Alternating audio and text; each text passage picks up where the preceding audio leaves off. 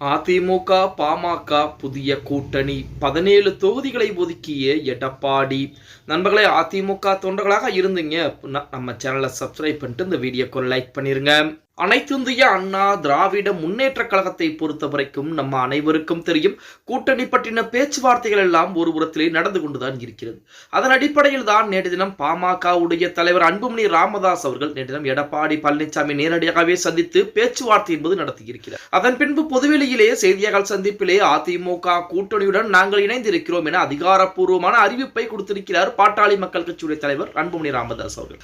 அதாவது பாட்டாளி மக்கள் கட்சியை பொறுத்த வரைக்கும் ராமதாஸ் அன்புமணி ராமதாசுக்கும் இடையே இருக்கக்கூடிய பிரச்சனைகள் நம்ம அனைவருக்கும் தெரியும். ஆனால் ராமதாசும் அதைத்தான் நினைக்கிறார், அதிமுக கூட்டணிக்குள்ளே வர வேண்டும் என விருப்பப்படுகிறார். அதே போல அன்புமணி ராமதாசும் அதிமுக கூட்டணிக்குள் தான் வர வேண்டும் என விருப்பப்பட்டுக் கொண்டிருக்கிறார். அதன் அடிப்படையில் தான் நேரம் கூட்டணி என்பது உறுதியாகி இருக்கிறது.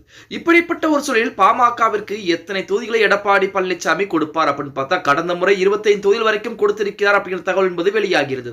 ஆனால் இந்த முறை அவ்வளவு தொகுதிகளை கொடுக்க முடியாது. அதற்கு பதிலாக 17 தொகுதிகளை ஒதுக்கப்பட்டுள்ளதாக தகவல் என்பது தற்போது அதிமுகவின் சார்பாக சொல்லப்பட்டுக் கொண்டிருக்கிறது. அதாவது அதிமுக பாமக கூட்டணிக்கு 17 தொகுதிகளை ஒதுக்கி இருப்பதாக தகவல் என்பது வெளியாகி இருக்கிறது. என்டிஏ கூட்டணியில் பாமக இணைந்துள்ளதை உறுதி செய்ய எடப்பாடி பழனிசாமி தொகுதிகள் குறித்த விவரங்களை பின்னர் அறிவிப்போம் என்று கூறியிருக்கிறார். ஆனால் பாமக தரப்பில் தாங்கள் போட்டியிட விரும்பும் தொகுதிகள் அடங்கிய பட்டியல் ஒன்றையும் அளிக்கப்பட்டிருக்கிறது.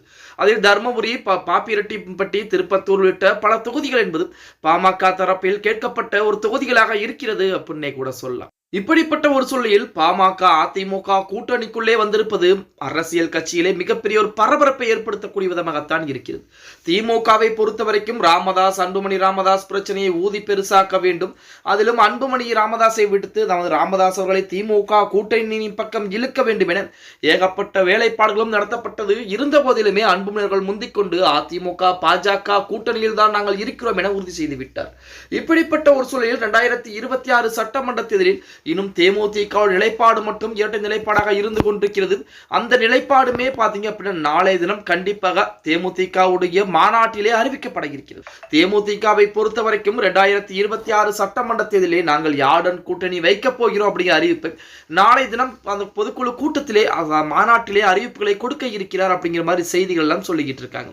அவர்களும் அதிமுகவின் பின்னால் தான் வருவதற்குரிய அதிகப்படியான வாய்ப்புகள் என்பது இருப்பதாகவும், அதுவும் எடப்பாடி பழனிசாமியிடம் முன்னதாகவே பேச்சுவார்த்தை எல்லாம் பேசி முடித்து விட்டதாக கூட செய்திகள் என்பது வெளியாகிக் கொண்டிருக்கிறது அப்படின்னே கூட சொல்லலாம்.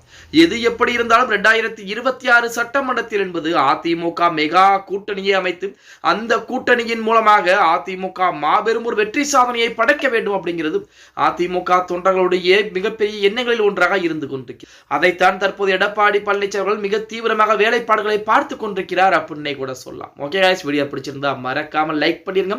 அப்படி நம்ம போடக்கூடிய வீடியோ பத்தின கருத்துக்களை கீழே மறக்காம கமெண்ட் பாக்ஸ்ல பதிவு நண்பா.